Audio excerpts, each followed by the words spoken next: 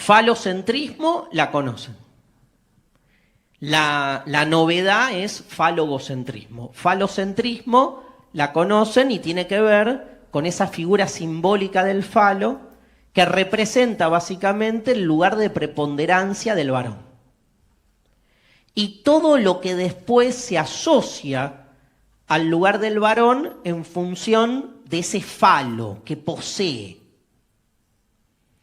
de la posesión.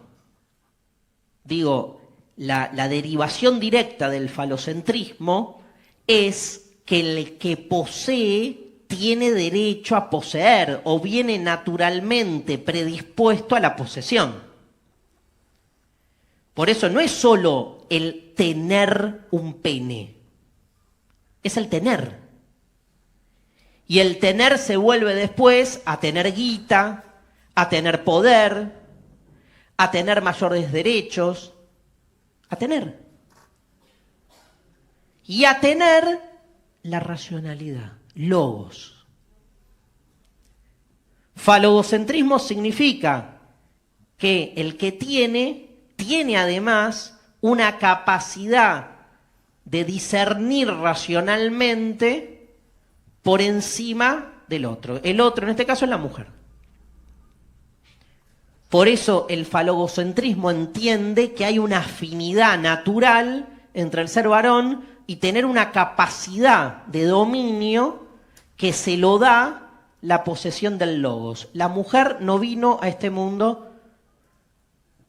para pensar en términos de logos. Vino a este mundo, lo exagero, ¿no? Vino a este mundo para tener hijos. Porque viene desde ahí la lógica histórica. Entonces, si venís, ¿sí? Piensen que en los hogares atenienses del siglo IV a.C., por ejemplo, para ir a un lugar disruptivo incluso con la monogamia heteronormativa que surge después con el cristianismo, los varones, digamos, compartían entre ellos la situación amorosa y la mujer residía en el hogar junto con los esclavos y los animales, que eran las tres entidades que reproducían el hogar. El animal en términos alimentarios, el esclavo en términos laborales y la mujer en términos filiales, ¿no? Reproducción de la especie. Pero eran figuras de la reproducción. Después, obvio que las mujeres y los esclavos hacían unas fiestas infernales, como se debe, mientras los varones iban al gimnasio, ¿no?, a discutir de filosofía y garchar también. Pero, digamos, estaba completamente cindido, ¿no? Piensen que esta homologación de la mujer con el esclavo y con el animal tiene que ver con ese carácter. Era un vientre. Marx, es una fuerza de trabajo. ¿Qué es el obrero? ¿Cómo te llamas? No importa. Es una fuerza de trabajo. Preciado, que ya presenté antes, en su libro para mí más provocativo, que uno es el Manifiesto Contrasexual, el segundo libro es una joya, tienen que leerlo, se llama Texto Yonki. Ahí dice, hoy la lucha de clases de Marx se ha reconvertido en una lucha de clases sexual. El mundo está dividido entre los que eyaculan y las que asisten a que el varón eyacule. Hay dos posiciones, el que eyacula y el que trabaja para el que eyacula. Varón y mujer no remiten a ninguna cuestión sexual, orgánica, genérica, sino a la posición que toman ahí, en esa relación de fuerza sexual. Tomá, truch, al ángulo, ¿no?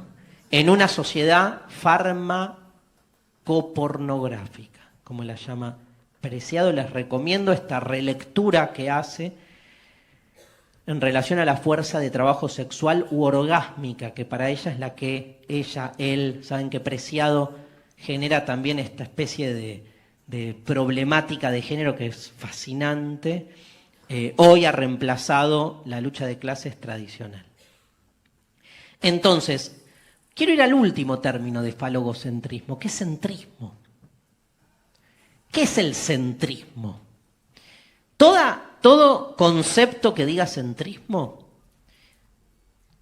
supone la siguiente relación. Hay una parte que se presenta como un todo. El primer término, yo me acuerdo del primer término que escuché, 18 años, facultad, primera clase de antropología, profesora de antropología, presenta el término etnocentrismo. En el pizarrón, a partir de un texto, me acuerdo de Peter Worsley, palabra etnocentrismo, yo me acuerdo que flipé. Esos son los orgasmos que recuerdo como reales. El resto son siempre fantasías, ¿vieron? Este es etnocentrismo. Sruk. ¿Cómo? Claro, no es solo valorar al otro con las categorías de tu cultura, que esa es la lectura más directa del término. ¿Qué es ser etnocéntrico? Es ir a una cultura que no es la propia y juzgarla a partir de mis propias categorías culturales. Entonces decir, ¡ay, qué primitivos!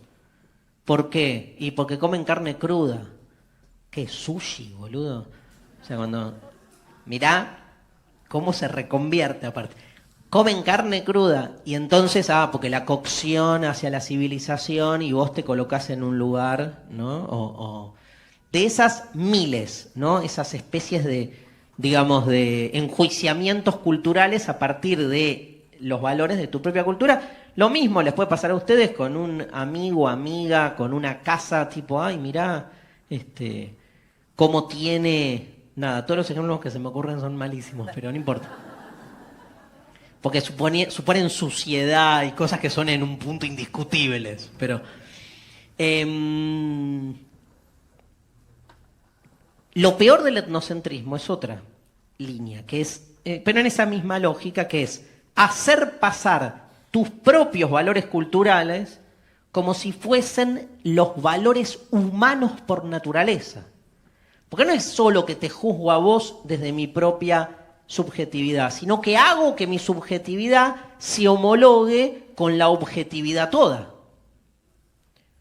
Entonces yo hago pasar los valores occidentales como si fuesen representantes de los valores humanos. O declaro, digamos, hago la declaración de los derechos humanos cuando son la declaración de los derechos del varón.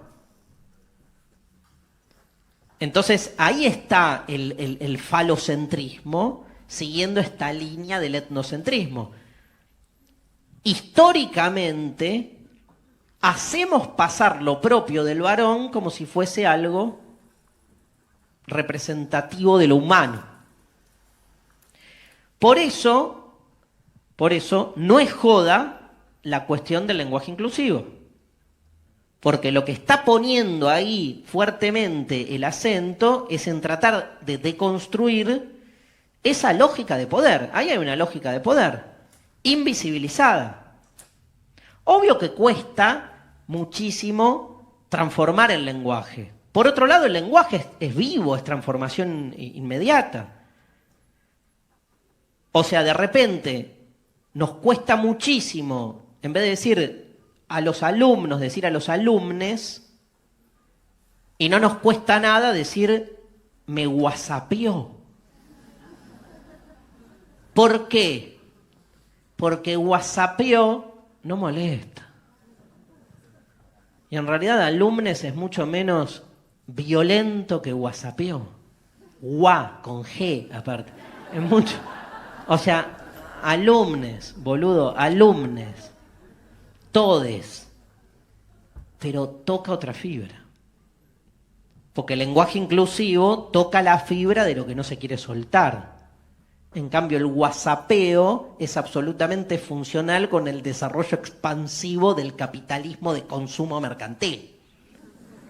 En cambio, en el que todos estamos insertos, ¿no? Y whatsappeamos,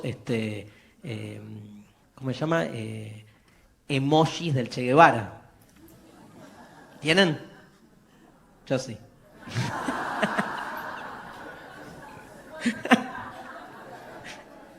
La muerte absoluta de la revolución. Pero, diga, pero vieron que el lenguaje inclusivo ahí es como que, para mí es como un gesto de resistencia. Más que, es de nuevo como la caverna, no se trata tanto, no sé si se trata tanto de que se convierta en nueva normativa gramatical, sino como de molestar a la gramática. Como un espectro, como esos fantasmas de Marx, ¿no? Que nos recuerdan que hay algo que está mal. Por eso está bueno que aparezca, digamos, ahí, tocando permanentemente la puerta.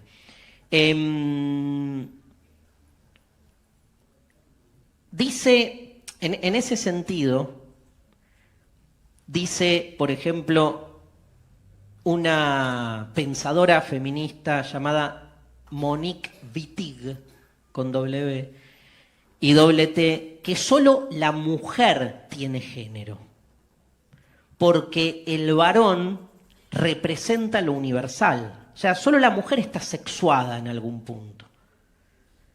Porque el varón, al representar lo universal, representa esa totalidad. La que está marcada en algún punto con esa diferencia es la mujer. Y esto abre un debate fascinante acerca de esta marca y de esta diferencia en relación a lo que propone el falogocentrismo, que es que si el varón es quien posee, entonces la mujer es la carente. Si hay una figura clave para terminar de entender todo este quilombo, es la asociación directa entre mujer y carencia. O sea, al varón le sobra y a la mujer le falta. Esto que parece en principio una cuestión, digamos, absolutamente burda de un genitalismo superficial, se convierte después en una representación simbólica, ¿no? Partiendo de esa idea primigenia que todavía escuchamos en algunas casas, donde se dice, el nene tiene pito, la nena no tiene nada.